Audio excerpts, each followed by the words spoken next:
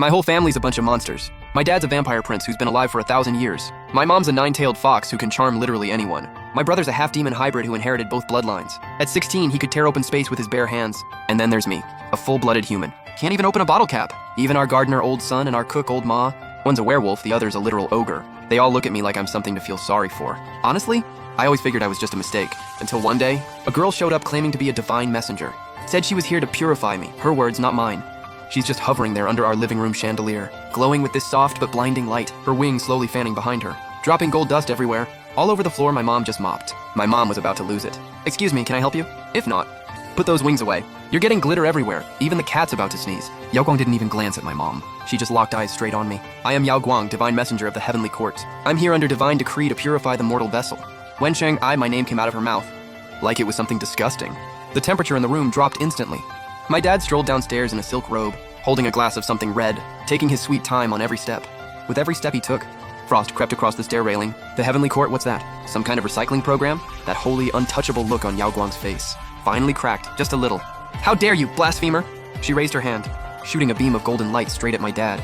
My brother, Wen, appeared in front of my dad in an instant. He barely even looked up. That beam of light stopped dead, 1 meter from his face, and just vanished. You really just came into our house and attacked my dad? Are you out of your mind or just off your meds? Yao Guang went pale. She clearly didn't expect some low-level demons from the middle of nowhere to talk to her like that. She took a deep breath, clearly trying to hold back her anger. I didn't come here to fight. This human girl, Wen Sheng, inside her body is something powerful enough to destroy the entire world. If she's not purified, everything goes down with her. Real dramatic speech. But her eyes were cutting through me like a blade. I shrank back and hid behind my mom. Wen Sheng is the sweetest kid. She won't even step on an ant. And you're saying she'll destroy the world? Keep talking nonsense, and I'll pluck every feather off you and make a duster. Pathetic creatures. You have no idea what you're protecting. Divine will cannot be defied. Either let her come with me, or I'll take out all of you along with the vessel. Right here, right now. My dad pushed my brother back onto the couch, then slowly dabbed the corner of his mouth. Like what he just drank wasn't blood, but some fancy imported tea.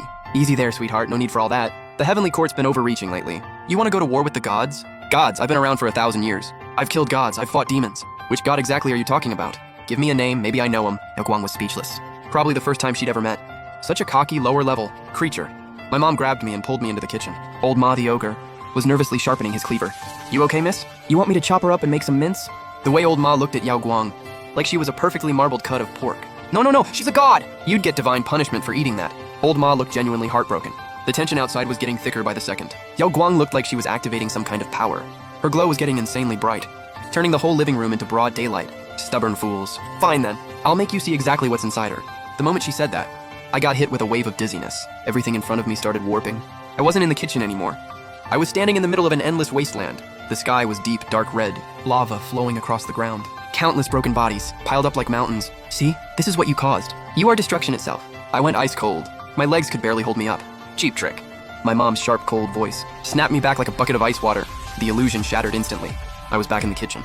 Old Ma was holding me steady with a worried look. In the living room, my mom had somehow gotten right in Yao Guang's face, one hand wrapped around her throat, holding her up midair. You dare use an illusion on my daughter? Who gave you the nerve?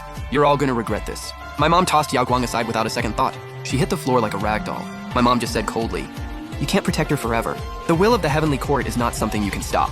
In 3 days, divine punishment will come. Then she turned into a beam of golden light and blasted right through our floor-to-ceiling window, ran off like that. That night, I had a dream. I was back in that wasteland. That cold, eerie voice came back again. But this time I actually caught what it was saying. It was calling my name. Wake up, come back. I jolted awake, drenched in cold sweat. The next morning, I could tell right away something was off around the house. Old Son the werewolf wasn't tending the garden anymore. He was carving strange symbols all along the outer wall. Old Ma the ogre's kitchen wasn't smelling like food anymore, just heavy blood and herbs. My dad called me into his study, the one that hadn't let anyone in for centuries. He opened the door for me for the first time. Not a single book on the shelves, just weapons, every kind you can imagine. Wen Sheng, pick one. I stared at all those blades and spears gleaming under the light, swallowed hard. Dad, I can't even open a bottle cap. My dad went quiet for a moment, then reached into the corner and pulled out a plain, unremarkable dagger. Keep this on you at all times. No matter what happens, don't ever let it leave your side. I took the dagger. It felt heavier than it looked. Day 3 came fast. The sky was a terrifying shade of gray. The clouds were hanging so low, like the sky was about to collapse. My whole family sat in the living room. Nobody said a word. My palms were soaking wet with sweat. I was gripping that dagger my dad gave me for dear life. Noon, exactly 12 o'clock. The sky split open, a massive crack, just like that. Golden light poured down from the rift, like the heavens themselves were flooding in. In that blinding light, a figure descended, 100 times bigger than Yao Guang, coming down slow, clad in golden armor. holding a massive flaming sword. The crushing pressure he gave off was making the whole ground shake. Mortals received divine judgment. My dad stood up, stepped in front of me, and let out a cold laugh. He looked up at that massive figure in the sky, not even a hint of fear in his eyes. "You want my daughter? You'll have to step over my dead body first." My mom's 9 tails wove themselves into a massive shield behind me. My brother Wenya had already shifted into his half-demon form, dark demonic energy, and blood-red power swirling all around him. "You want to die? I'll make it happen." The golden armored general looked absolutely furious. He raised that flaming sword high and brought it down straight at our house. I watched helplessly as that slash of flame, wide enough to split a city in half, came straight at us. My mind went completely blank. That's it, we're done, we're actually dead. Just when I thought we were about to get torched, a pitch-black barrier appeared out of nowhere above our roof. The fiery slash hit the barrier and sent out a ripple, then disappeared completely. A man in a black trench coat, wearing gold-rimmed glasses, was standing at our front door. No idea when he got there. He pushed his glasses up, looked up at the sky, right at that golden armored general, and smiled. That kind of smile that screams danger. Heavenly courts out here making moves, without giving the demon realm a heads up.